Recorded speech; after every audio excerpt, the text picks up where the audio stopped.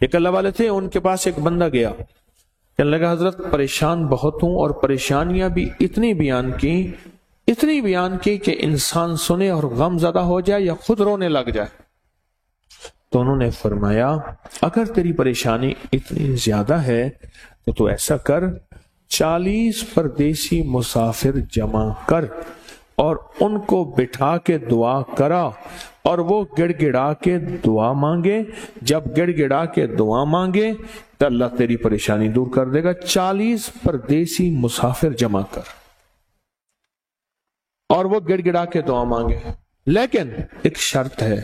شرط یہ ہے ہوں مخلص، جو اللہ کے لیے ہوں، نہ مال نہ چیزیں نہ پیسے نہ جیب گرم، کچھ بھی نہیں، مخلص ہوں۔ آپ 40 پردیسی مسافر اڈے سے اسٹیشن سے جمع کر لیں گے منت کر کے، لیکن کیسے یقین ہے کہ یہ مخلص ہیں یا نہیں ہیں؟ اور تسبیح خانے میں کون پردیسی ہاتھ کھڑا کرے؟ کئی 40 ہیں تو کئی 40 ہیں، یہ تو کئی 40 ہیں۔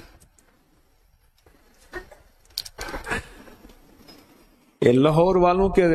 ہر ہفتے کے مفتے لگے ہوئے ہیں۔ یہ پردیسیوں کو دعا کریں، پردیسیوں کو دعا کریں۔ یہ پردیسی آ کے مجھے بھی آپ کو بھی دعاؤں کی برکتیں، آمین کی برکتیں اور دعاؤں پہ قبولیت کی مہریں لگوا جاتے ہیں یہ پردیسی۔ میں 40 پردیسی جمع کر اور ہوں مخلص، پردیسی کے ساتھ اللہ کی مدد، پردیسی کے ساتھ اللہ کی رحمت، اور پردیسی کی دعا قبول، اور پردیسی کی دعا پہ فرشتوں کی آمین، اور پردیسی کی لفظوں پہ اللہ کی درگزر، اللہ کا درگزر۔ اور میں کہ 40 جمع کر پردیسی اور ان کو بٹھا پر ہوں مخلص۔ آپ سوچیں آج ہم بیٹھ کے 40,000 دفعہ سورۃ قل ہو اللہ پڑھیں گے، اپنی مرادوں کے لیے، اپنی منت کے لیے، اپنی مشکلوں کے لیے، بے اولادیوں کی اولاد کے لیے، بے گھروں کے گھر کے لیے، بے دروں کے در کے لیے، بے سہاروں کے سہارے کے لیے، مریضوں کی شفا یابی کے لیے، جن کی جھولیاں ہری نہیں ان کو ہرا بھرا کرنے کے لیے، اور جن کے گھر میں آگ لگی ہے حسد کی، دھوکے کی، فریب کی، نقصان کی، پریشانی کی، بربادی کی، اس آگ کو بجھانے کے لیے، اور جو غربت اور تنگ دستی میں پس گیا اس کو خوشحالی پہ لانے کے لیے، اور جو ولایت کا تاجدار بننا چاہتا ہے کہ اس سے اللہ اس کے حبیب کے نور کو ملوانے کے لیے، اور جو چاہتا ہے کہ آنکھیں بند کروں اور جنت نظر آئے، جو چاہتا ہے دل کی دنیا آباد اور شاد ہو، یہ نعمت اس کو دلوانے کے لیے، اور جو یہ چاہتا ہے کہ اللہ کے خزانے سے اتنا ملے کہ در در کا بھکاری، فقیر، منگتا، محتاج نہ بنو، یہ خزانے اس کو اللہ کے خزانے سے ملے، یہ دلوانے کے لیے یہ 40,000 دفعہ سورۃ اخلاص 11 جمعراتیں پڑھی جائے گی۔ ہر سال ہماری 11 جمعراتیں ہوتی ہیں، اور آپ کو مبارک ہو۔ اور آپ کو علم ہے کہ یہ سورۃ اخلاص کی جو جمعرات ہے،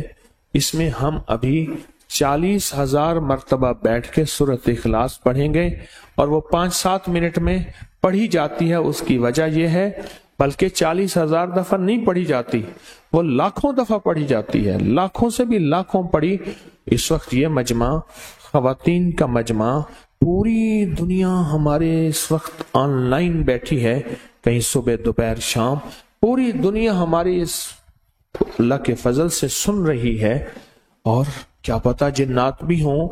اور یہ دنیا کی مخلوق ساری مل کے سورۃ قل ہو اللہ، سورۃ اخلاص پڑھے گی،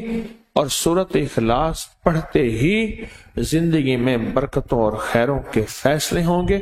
اور فرمایا جو بندہ دل میں مراد چاہتا ہے، سنیں میں آپ سے پوچھوں گا بھی صحیح، صرف 2-3 افراد سے پوچھوں گا کہ پچھلے سال، ہر سال جو 11 جمعراتیں سورۃ اخلاص کی ہوتی ہیں، اس میں آپ کو کیا ملا؟ تب پوچھوں گا۔ میں کہ جس کو کوئی مشکل ہو، پریشانی ہو، وہ مل بیٹھ کے 40,000 دفعہ سورت اخلاص قل هو اللہ پڑھ لیں، اکٹھے ہو کے۔ کچھ بندے ہوں مخلص بندے ہوں، وہ اکٹھے ہو کے سورت قل هو اللہ پڑھ لیں، سورت اخلاص پڑھ لیں اکٹھے ہو کے۔ اور یہ بزرگوں کا صدیوں پرانا آزمودہ عمل ہے کہ جب تھک جانا، جب مایوس ہو جانا، جب زندگی کی آسیں امیدیں ختم ہو جائیں، پھر مخلصین مل کے 40,000 دفعہ سورت قل هو اللہ یعنی سورت اخلاص پڑھ لیں۔ اب یہ 40,000 دفعہ بیٹھ کے سورت اخلاص قل هو اللہ پڑھیں گے۔ کسی کے پاس گھر نہیں، اللہ مجھے گھر دے دے، اولاد نہیں، اللہ اولاد دے گے۔ آج ہم 40,000 دفعہ سورہ اخلاص پڑھیں گے نا، اس میں سب سے ٹاپ پہ جو چیز رکھیں گے نا، سب سے ٹاپ پہ چیز یہ رکھیں گے، اللہ میرے دل کو اپنی معرفت کے لیے قبول کر اور بے اولادوں کو اولاد دے دے۔ بے اولادوں کی اولاد خاص طور پہ مانگنی ہے، آج بہت مانگنی ہے۔ یاد رکھنا میری بات کو ذرا غور سے سننا اور یاد رکھنا، غور سے سننا، یاد رکھنا۔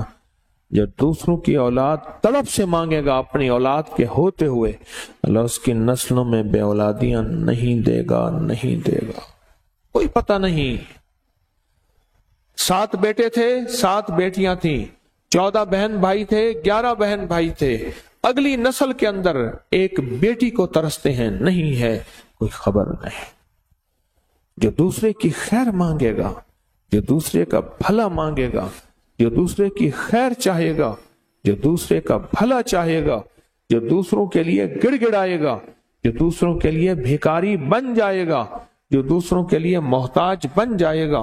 اللہ میرا کہتا ہے میرا بندہ میں تیرے دل کے جذبے بھی جانوں، تیرے اندر کے درد بھی جانوں، تیرے وجدان کو بھی جانوں، تیرے ساز و سوز کو بھی جانوں، تیرے اٹھے قدم بھی جانوں، تیری زندگی کے دائیں بائیں کو بھی جانوں، تیری صبح شام کو جانوں، تیری تنہائیاں اور اندھیروں کو جانوں، تیرے اندر کے خیال اور جذبوں کو جانوں۔ تو میرے ایک بندے کے لیے اتنا تڑپ رہا، نہ تڑپ، میں اس کو بھی دوں گا، تجھے بھی دوں گا۔ میرے حضور کی بارگاہ میں ایک سائل آیا اور بہت پریشان کہ یا رسول اللہ صلی اللہ علیہ وسلم، غربت، تنگ دستی، فقر، غربت، تنگ دستی، فقر، اور گھر میں حالات، مفلسی، بدحالی، اور یہ غربت ہماری والی نہیں، وہ پیٹ پہ پتھروں والی غربت۔ خیال کرنا، ہمارا جو آج کا کہتے ہیں نا میں غریب ہوں، اس کے گھر کے اسباب کو اگر فروخت کر دیں، گھر کے اسباب کو،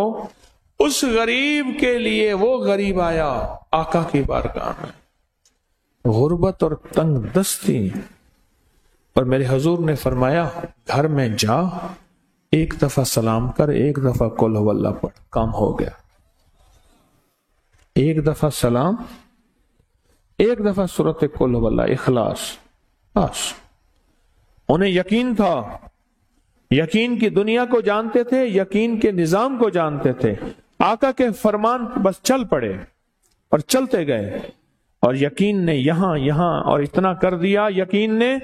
کہ میرے حضور نے فرمایا بس حکم ہے، اور رب نے تونگری کے دروازے کھول دیے،